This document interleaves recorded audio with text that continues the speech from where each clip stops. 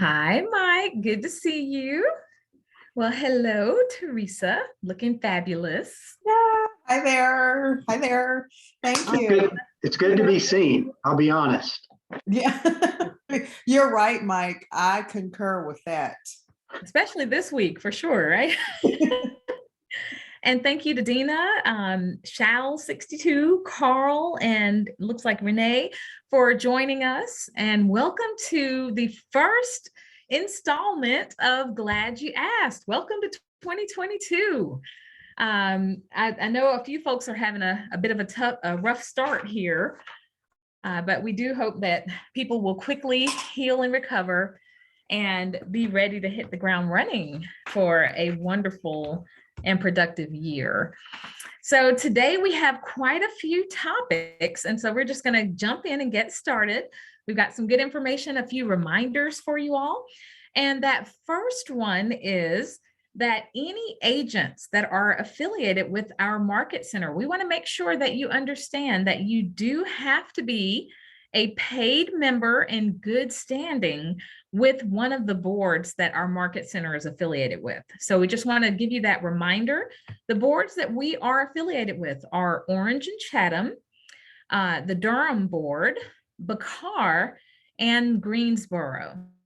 And so if you want to affiliate with this market center, you do have to be an active, paid, in good standing member of one of those boards. Okay, we've had some confusion and some questions about that recently, and we just wanted to clarify.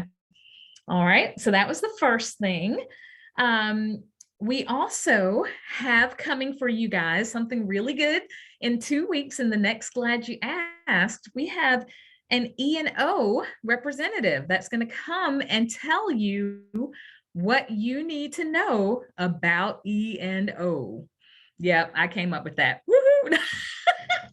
But anywho, it's good information. A lot of agents really don't have much knowledge about what E&O is or how it works, or they don't know what they need to know. And so we're going to change that for you. We have a representative. His name is Paul Bundy, and he will be here during Glad You Asked in 2 weeks. So not next Thursday, but the following Thursday, to teach us about E&O and what we need to know to prepare to protect ourselves in this business. All right, so be prepared, get ready for that. Two other things, a reminder of the new policy. So we have policies and procedures that have been freshly updated. If you haven't received them yet, you should see an email going out here in the next day or two with the new policies and procedures. So we'll need you to review those and make sure that you sign off that you've reviewed them. And one of the new policies is the policy on diversity, social equity, and inclusion. There is a requirement for every agent, every member of the market center, to take at least one training in any of those areas. We have a few recommendations of free classes that are offered through KWRI, but you could take any training that you find that falls under the category of diversity, social equity, or inclusion. And so just a reminder that starting in 2022, it is a requirement to take one class, and make sure that once you have taken that course, that you just send proof of that to the broker in charge email. All right. And speaking of the broker in charge email, Mike, you have a question? I have a comment. Sure. So back in November, I took the unconscious bias. Last week, I took the color of real estate. All I can say is, oh my gosh. That's not all I can say. You know me, I can't just say that. The unconscious bias was very eye-opening, and it has made me think of and act in different ways because I had no idea. Thus, the name of the course, Unconscious Bias. And then last week on the color of real estate, another very eye-opening class. I would highly recommend not just one, but both.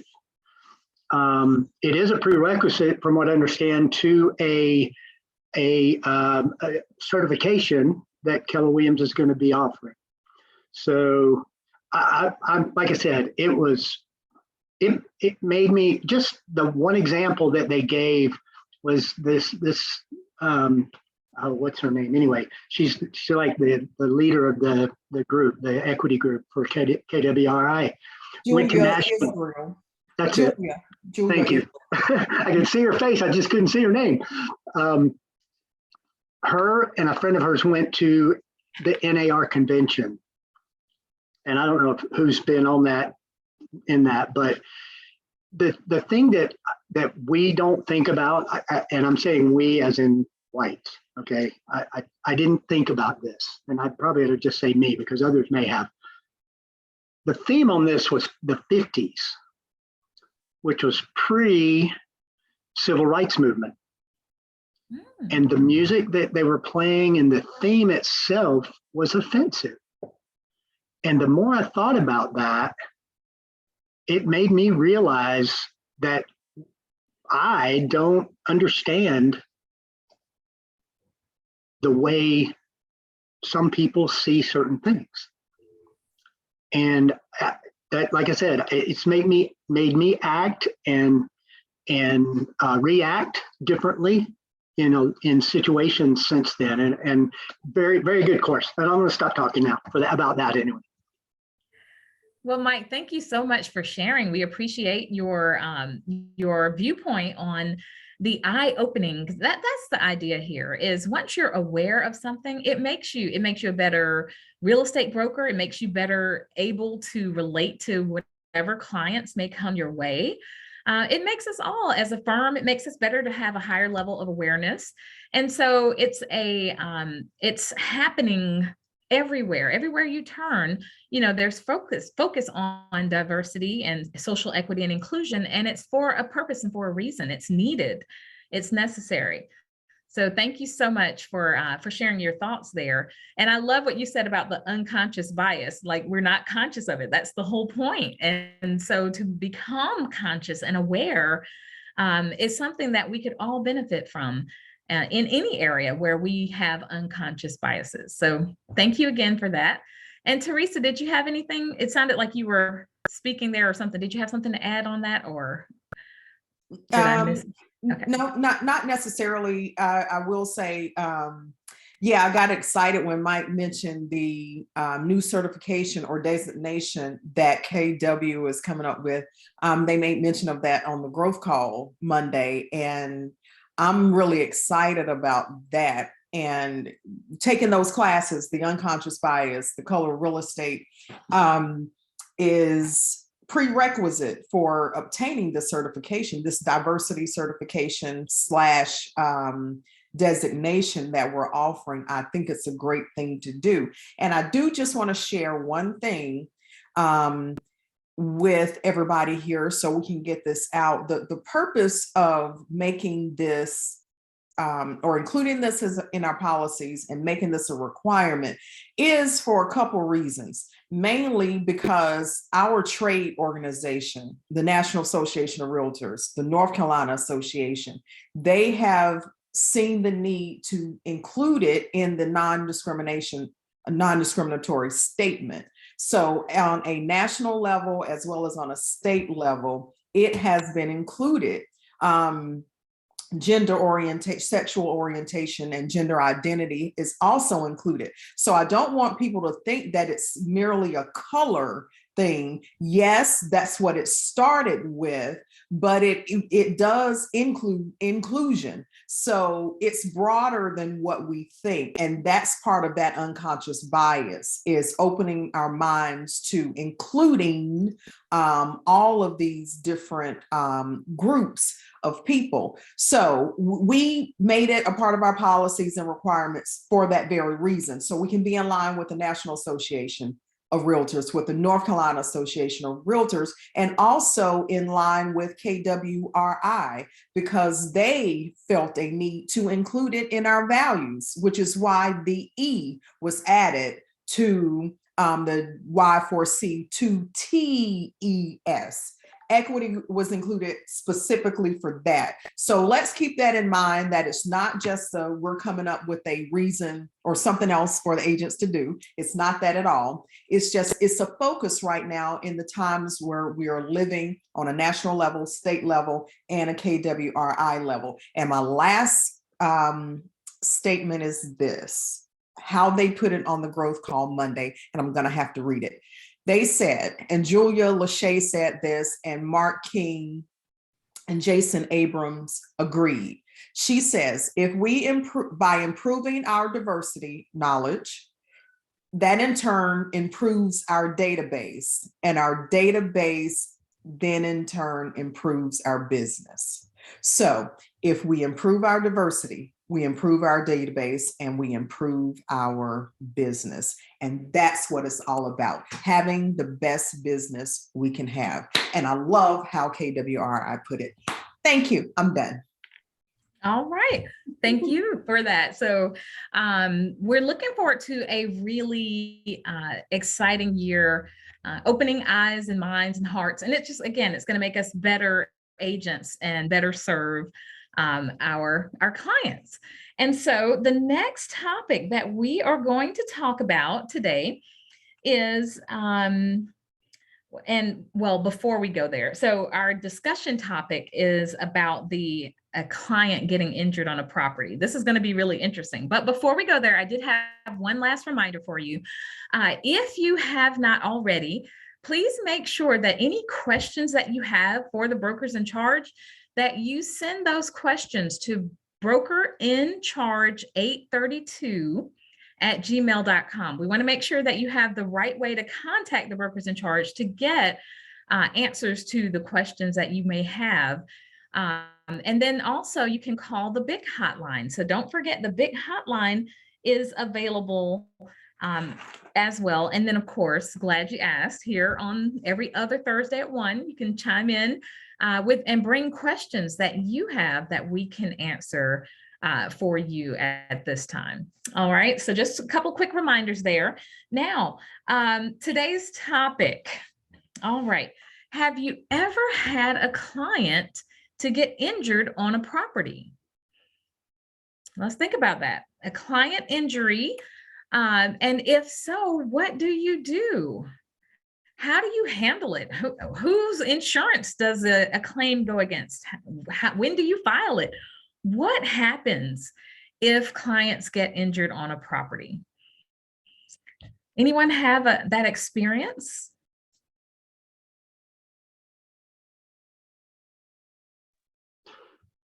Carrie was injured at a property one time, but never, I don't recall any time any of my clients have been, or our clients have been hurt, but she cut her hand in a storage room.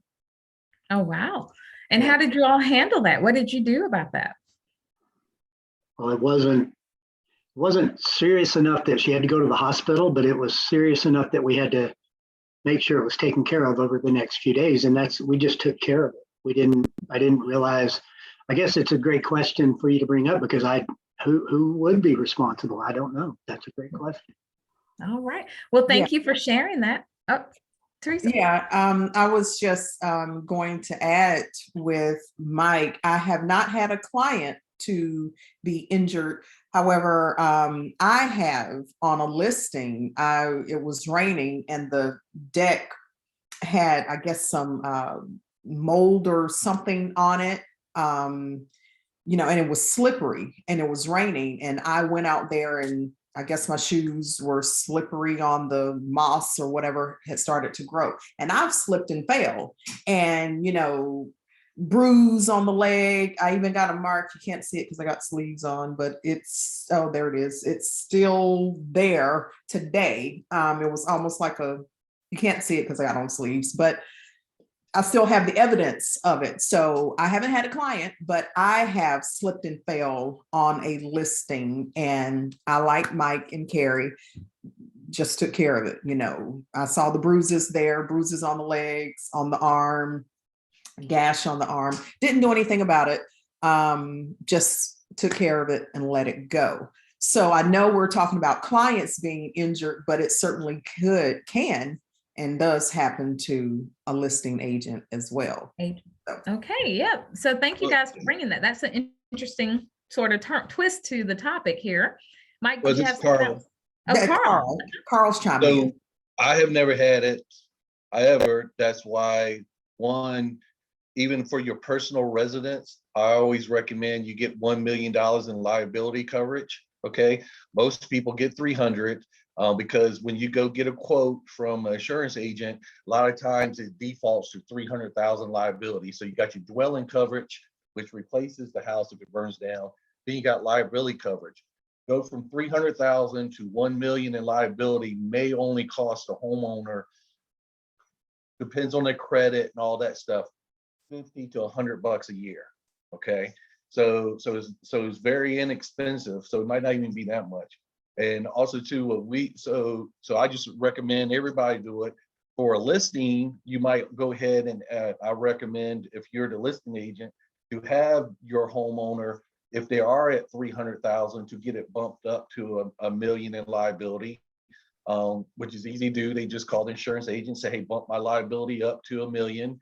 Probably, cost you, once again, very inexpensive. And what we do for property management, for all our properties that we manage, we require the homeowner to obviously make sure they have the correct landlord insurance and stuff. But we require all our owners to have 1 million in liability insurance, and to list us as additional insured.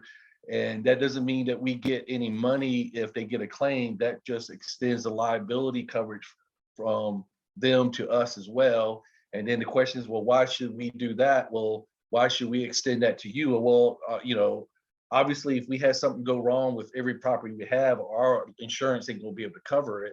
Also, too, by us managing that property, we're taking on additional risks that we may not know about, either because the owner didn't know about it, or the owner didn't tell us. So therefore, we're taking on additional risks. So that's why we're requiring them to go up to $1 million in liability, then listing us as an additional insured. Well, thank you for your input there, Carl. And certainly from a property management, that's definitely it's definitely necessary. Now, because our market center doesn't do property management, though, I like what you shared about the fact that in any client, any listing, you could encourage your client to increase their liability insurance, because when they have strangers or potential buyers coming onto the property, if someone gets injured, then they could file a claim potentially against that property owner. Okay. Now, the reason that this is coming up is we recently had an agent that had a client that had a slip and fall and had a head injury, and they literally required stitches. They needed medical care and attention. There were MRIs and all of these things. And unfortunately, the agent did not report it at the time to the seller or to the seller's agent. There was some kind of conversation, but it was just so hectic during all of the injuries that now that client has started to get hospital bills and things, that now they're asking questions about, well, what do I do with these? Where do I file these? Well, it turns out that home has sold. The sellers don't even own it anymore. The insurance policy does not exist on that property anymore. What does that agent do? What does that person who was injured do now? Any thoughts about that?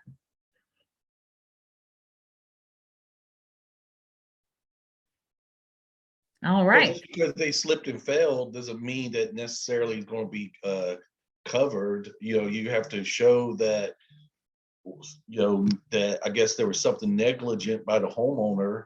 I think each policy does come with, I'm not sure, but they will automatically pay up to a certain amount, I believe.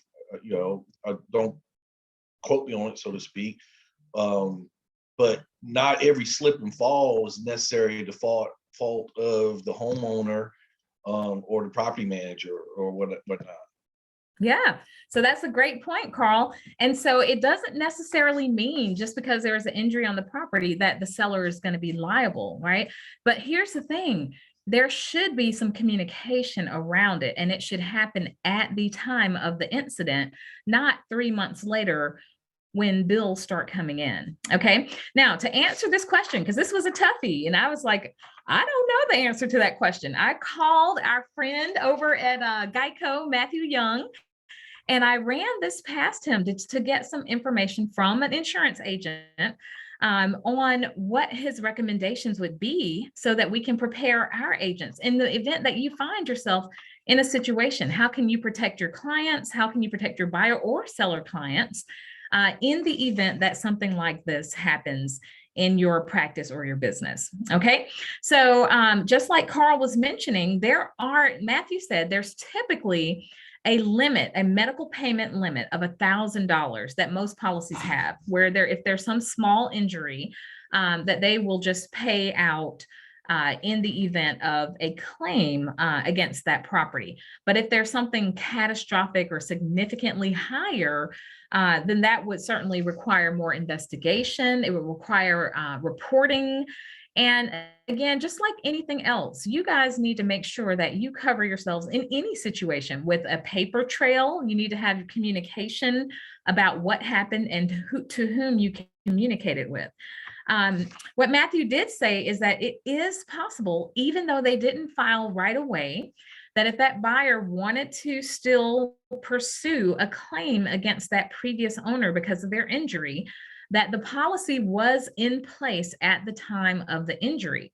So it is possible that a claim could be retroactively filed even 3 months later. So he said that you would want to find out more details specifically from the insurance company, but it is possible that it's not too late for that claim to be filed. There is a statute of limitations. In general, the statute of limitations is about 3 years, in general.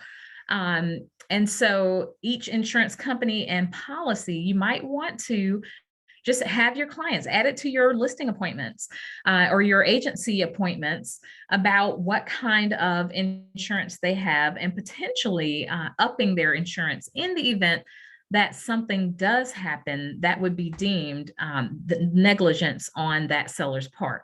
Now, if it were just an accident, if it were not negligent or the fault of the seller, then likely that buyer client doesn't have a claim. But again, investigations would need to take place and things need to be reported in a timely fashion. Okay. So my question to him was, can they do anything about it now that the property's sold, it's a new owner and all of that? And he said that it is actually possible. So I thought that's good information that you guys need to know. And then the last thing that he said was also possible, but probably unlikely. Okay. This last thing is, if there was a retroactive claim, that could impact that seller's current policy, because of course that seller bought a new house and has a policy on their current house. So if there's a retroactive claim and if their current insurance company happens to run or check, that could impact their current rate on their current home. Again, he said that this was a little bit of a far stretch and it's not very likely, but insurance companies do have, if they choose to run past histories on current clients, they have the right to do so and to increase their rates if they discover something. So all of this was news to me, and I felt like this was something that we definitely need to get out there to all of you all on what to do, and a little bit more information about how insurance works if you have someone who actually gets injured on a property, on a seller's property. All right, any questions about that?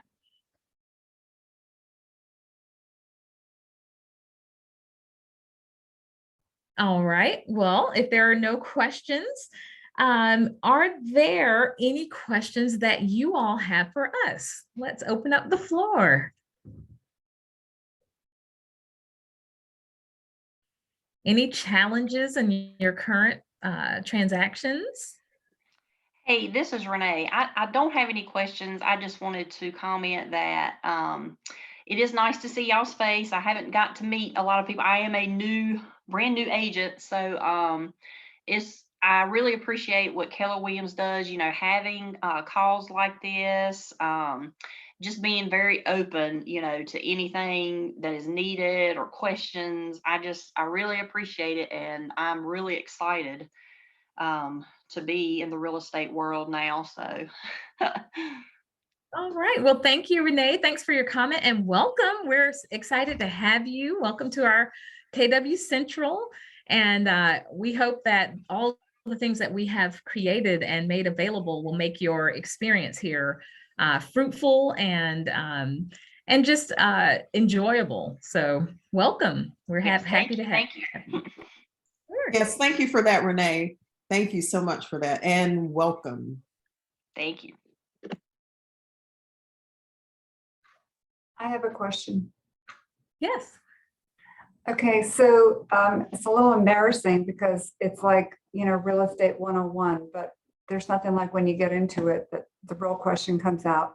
So I have a listing that buyer called in to see.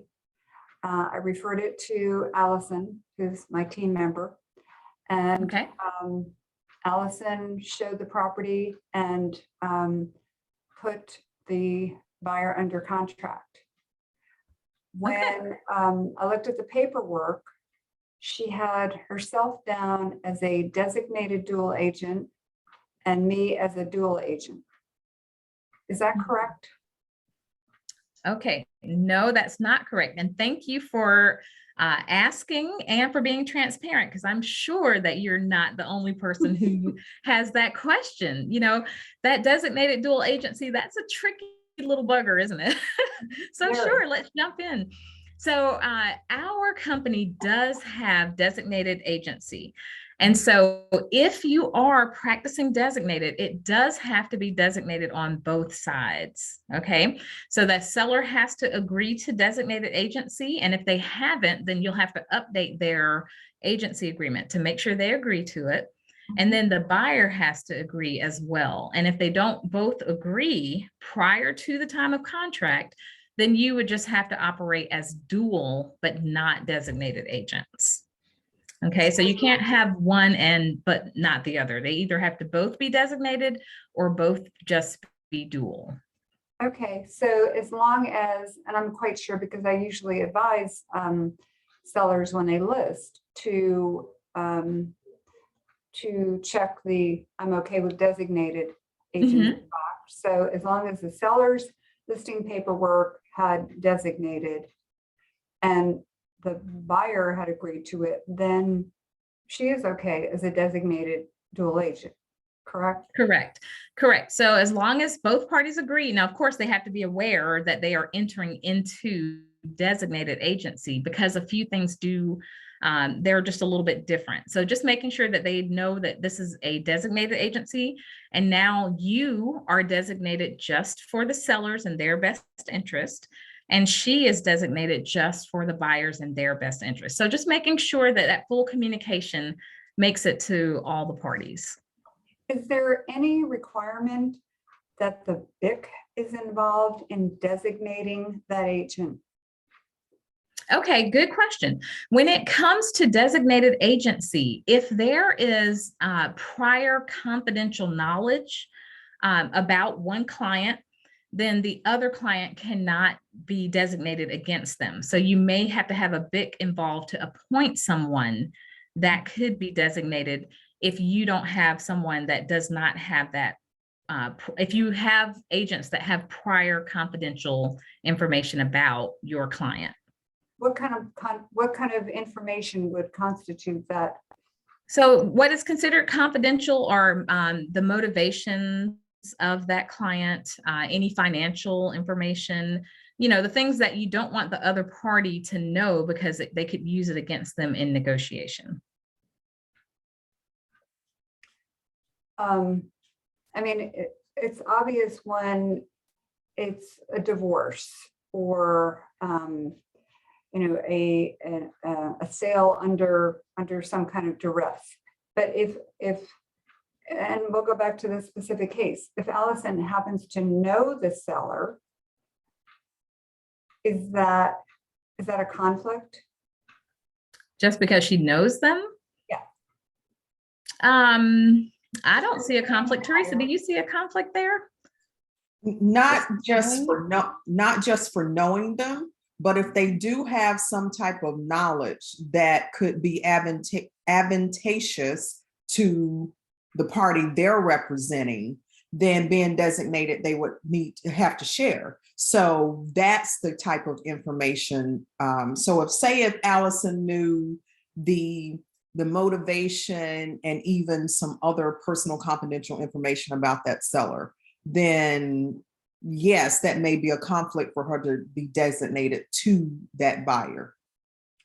Okay. The reason this comes up is because Laura, our assistant, is in the middle of a post-licensing class. And in the information that she's getting, she equated with designated is only designated by a BIC. No, it's not only designated by BIC. We have created the policies and procedures, and we have a very detailed one on this. So make sure when you get that email from Jonathan that you read over that policy. We create the policies that our firm is going to follow concerning designated agency, but the BIC does not have to specifically make that designation unless there is no one that has that does not have personal or confidential information available. Gotcha. Okay. Okay. Thank you. Yep. So thank you for asking and digging deep. We want, good understanding for our agents to make sure that we're all. I don't think I will ever fully understand dual agency. I've taken classes on it. I have been doing it forever, and still every single time it comes up, I have all these questions. It's just, for me, it just like doesn't make a lot of sense always, but so I'll be asking you more questions in the future about it, I'm sure. Sure. No problem. No worries there. It's better to ask and to get answers as you're going than to make a mistake and try to fix it later. So yeah, we appreciate that. Yeah, and thank you for asking, Judy, because it helps us stay sharp as well. It helps keep it top of mind for us as well. So thank you for asking. Yeah.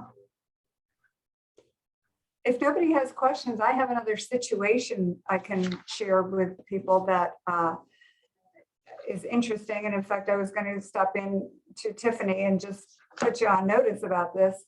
So I was involved in a listing. I was the listing agent for a couple in the early stages of a divorce, and very contentious. The one party had a restraining order against him, so there could be no direct communication. And he was the one who called me. He said, Judy, I got to sell this house. Okay, fine. I said, everybody, wife is in agreement. They weren't yet divorced. Wife is in agreement. Yep, we got to sell it. Okay, fine. Whenever he's still in the house, she's out.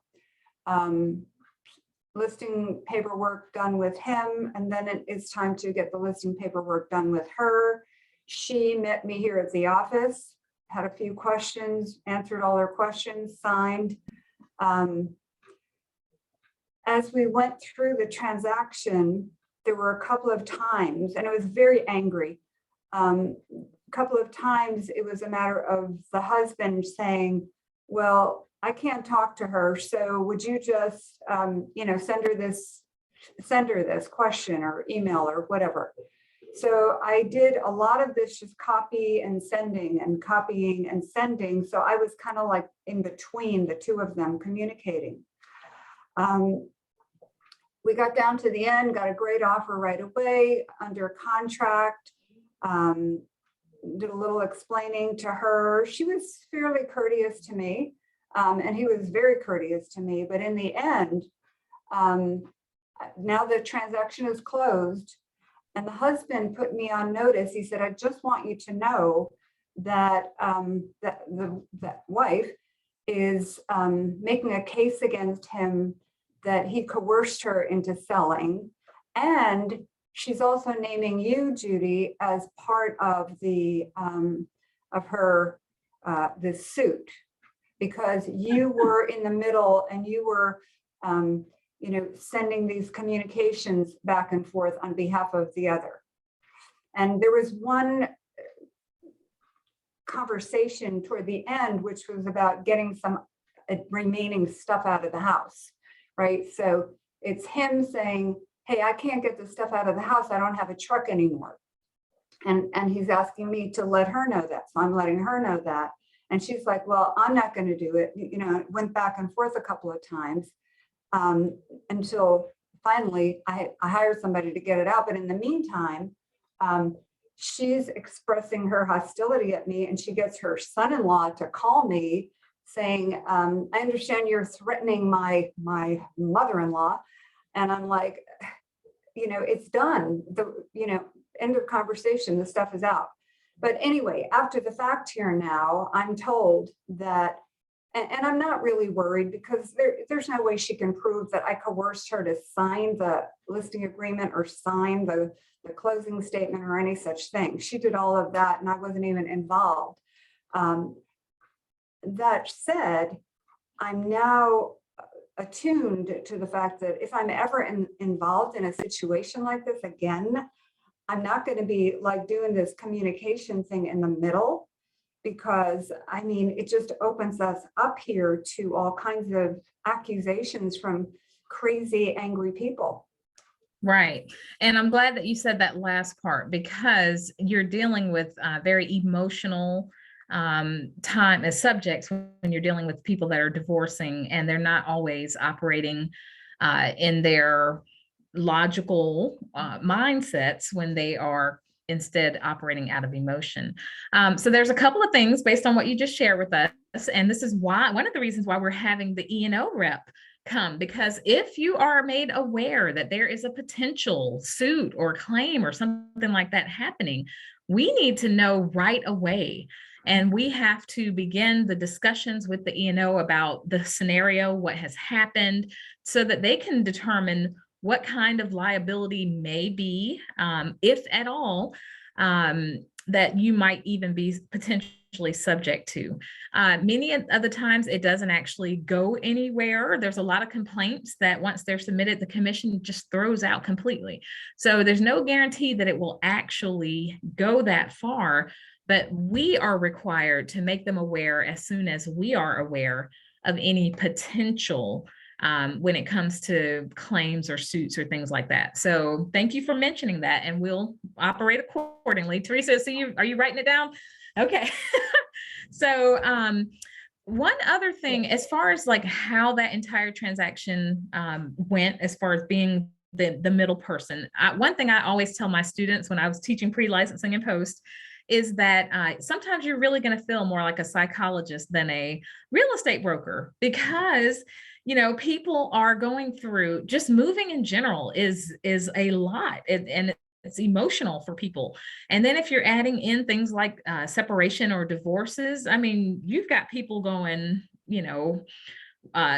far and wide.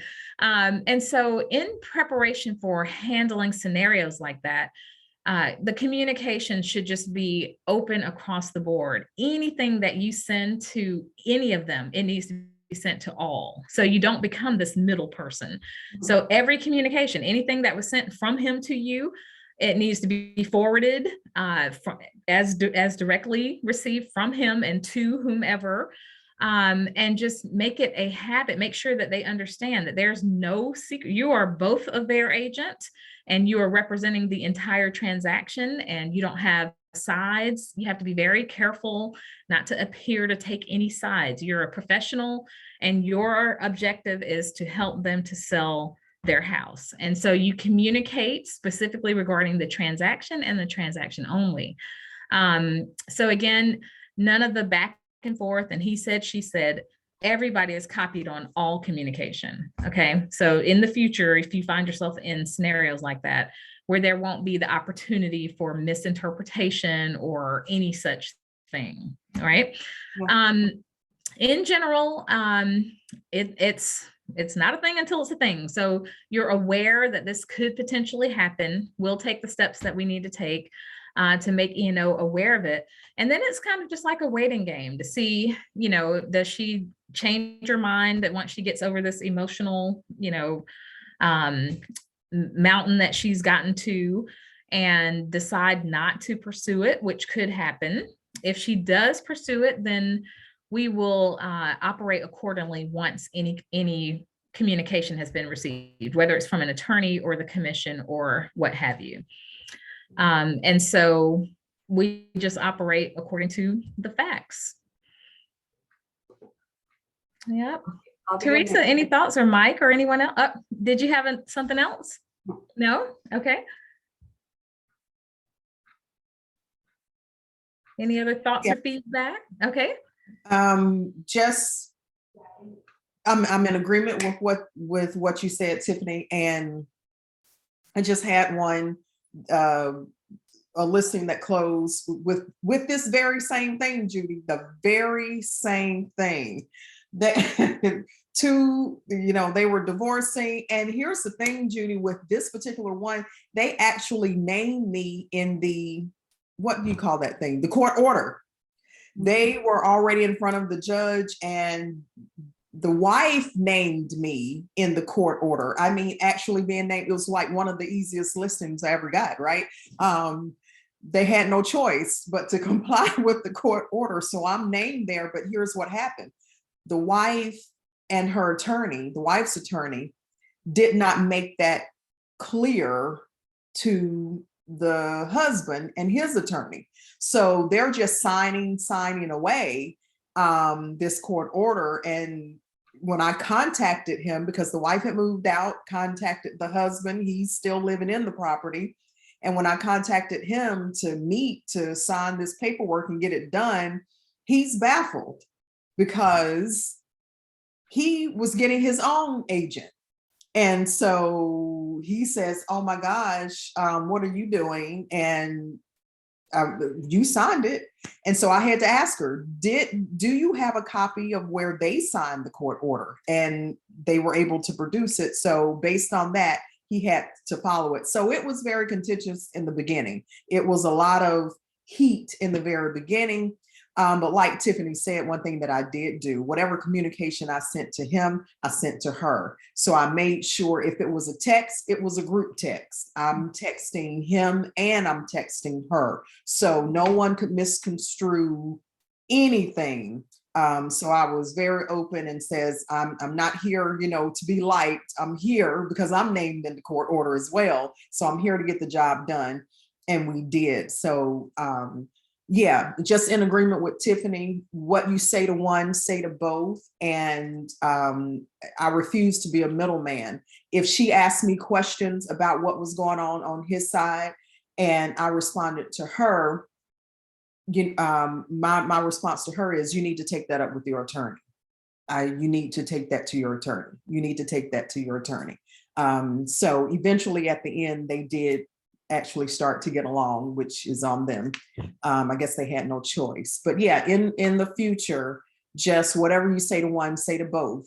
Treat them as if they, not as a couple, but that they are two sellers of the same property. So what you say to one and you say to both.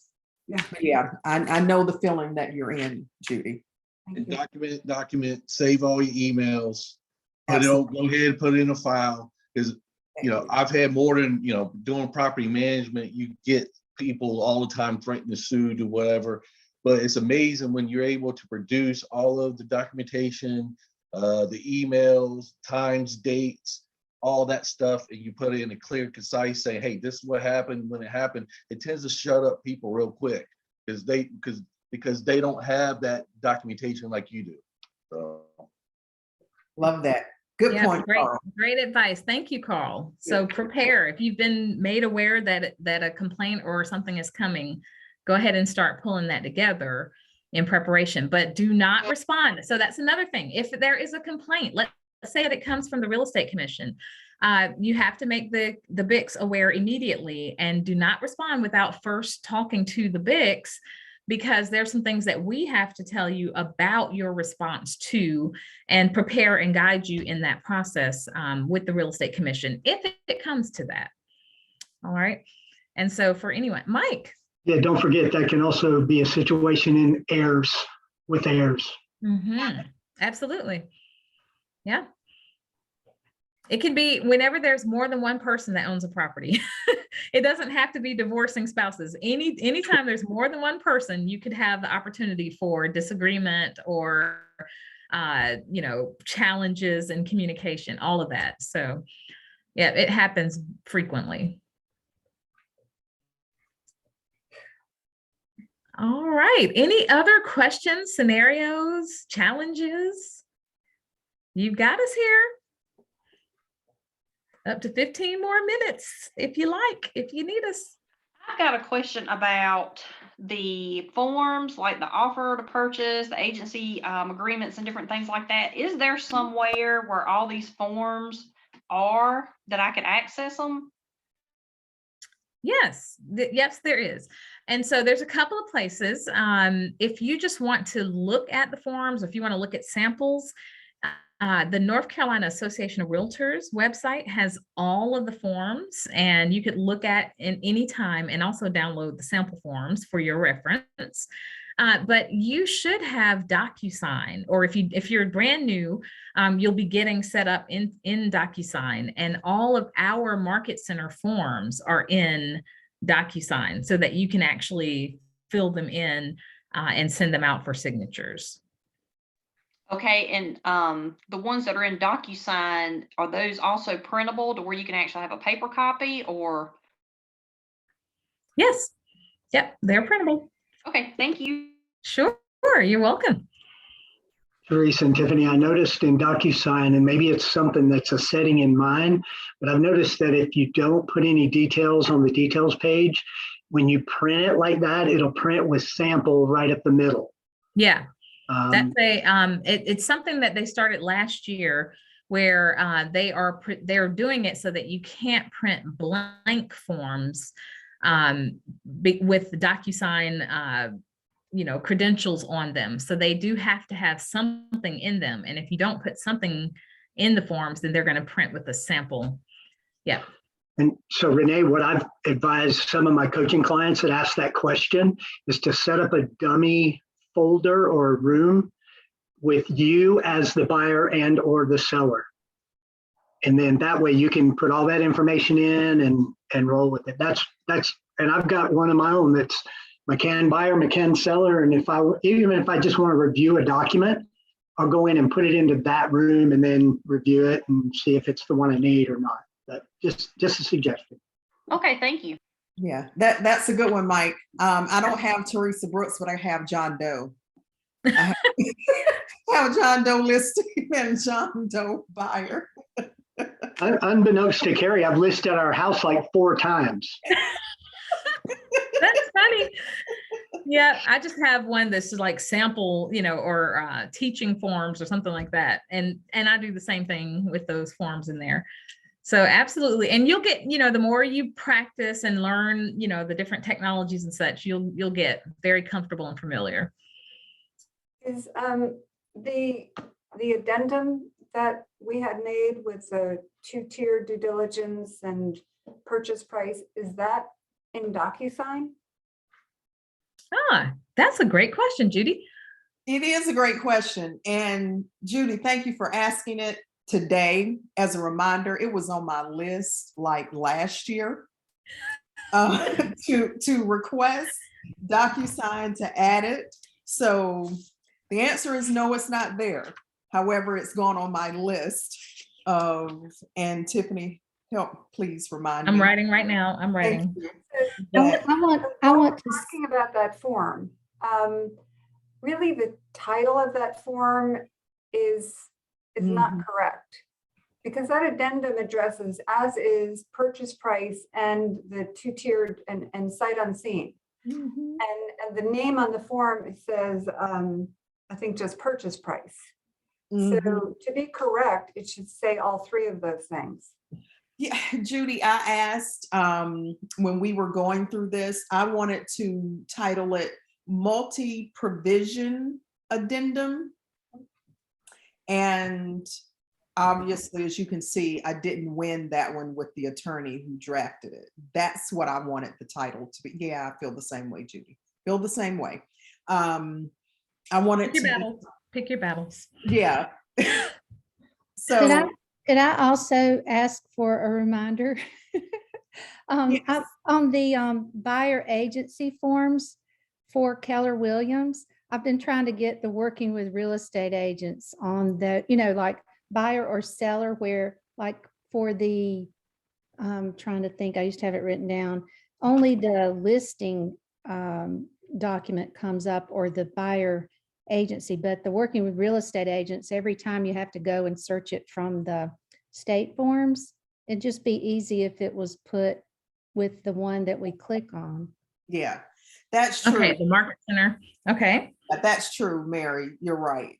That is not there under each one. You're right.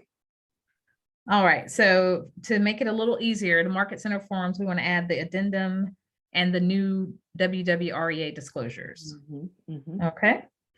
Where is, when you're talking about the Market Center forms, mhm. where are they? I mean, I just go into zip forms. Is there a special place that people are going for the Market Center forms? So there is in command, if you're using DocuSign, there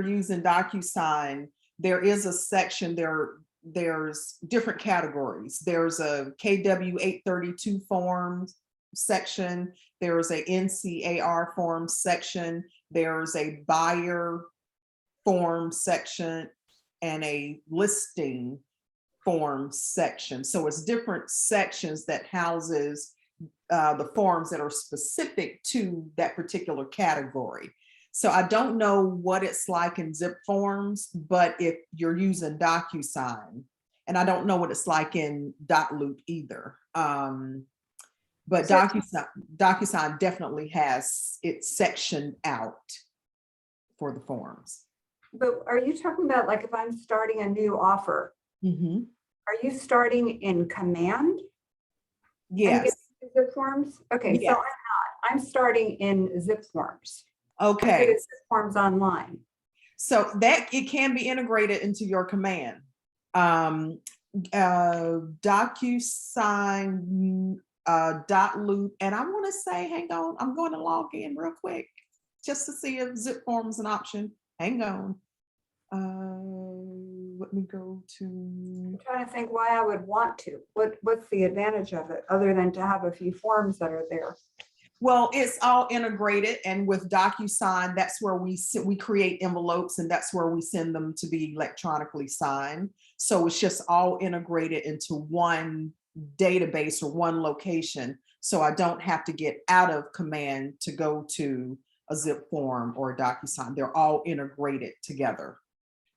So in my room, in my command room, or in my command opportunities for each client, I have a DocuSign room, or I have a .loop room that I can go to, and they're all integrated.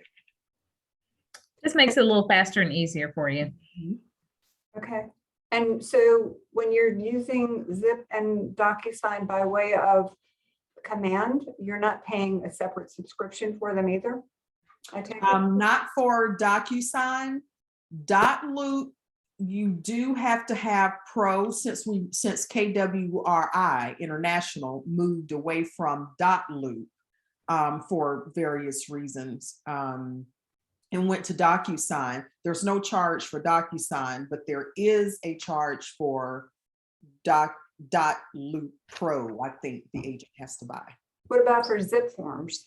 I'm not sure. I don't know, and it may be not, because zip forms isn't zip forms free for NAR? Maybe. It may Yeah, be. I think zip forms is free for realtors, I believe. A version of it is, I know for sure. Thank you, Mike. Thank you. So I've got a DocuSign. I guess it would be kind of an issue. On the back of addendum, on the first page, under access to primary contract, That date box there should be the date that the primary contract is supposed to settle or close. Okay. The problem that I'm having is when you put a date in there, it also puts that date in the offer to purchase, and those two dates would not be the same. And maybe I'll need to show you what I'm talking about, but I've noticed that recently because I've had several backup addendums that we've done. Mhm. And it doesn't matter where you type it in. It's like those two boxes are tied together. You type in one, it puts the information in the other blank. Mhm. So which section is that, Mike? You're inputting the date where, in what section? Yeah, so on the backup contract addendum, Mhm. it's paragraph number 5 on the first page. Okay. Okay. It's tied to the settlement date from page to like the top of page 3, I think it is now, Gotcha. of the latest offer to purchase. I Somehow see. those are tied together and those dates aren't the same date. Gotcha. I see. Okay. Okay. That's a good Jonathan possible question. Yeah, and I don't know who fixes that. So that's why I brought it up here. So anyway. All right. Well, I have a note of that one too. So we've got a list of DocuSign follow-up to-dos. We'll have some sort of update and have that going out to you guys once they're addressed. Right. Yeah. Well, thank you for that. And speaking of Jonathan, there are some tech trainings coming up. Make sure you guys look on the newsletter that's going out tomorrow and look for opportunities for some training in a lot of the tech that we have. He makes things very simple and easy to understand, and he's always available for questions and very patient. So if you haven't had a chance to meet him yet or to utilize his tech services, make sure to know that we have Jonathan Montrose to reach out to as a resource for tech issues. All right. And before we go, I just want to confirm with Judy, yes, zip forms is an option. If you have command, you can have command integrated with DocuSign, with zip forms. I even see Dropbox here and Google Drive. So zip form is an option. I don't know if there's a cost, but they can be integrated. Thank you. Yes, ma'am. Fantastic. Well, thank you all for coming and attending. Thanks for a great conversation today. We hope you learned something new, and we look forward to seeing you in 2 weeks when we have our E&O representative to come and teach you everything you need to know about E&O. We are so glad you asked. See you next time. Have a good afternoon, everybody. Thank you. Thank you all. Thank you.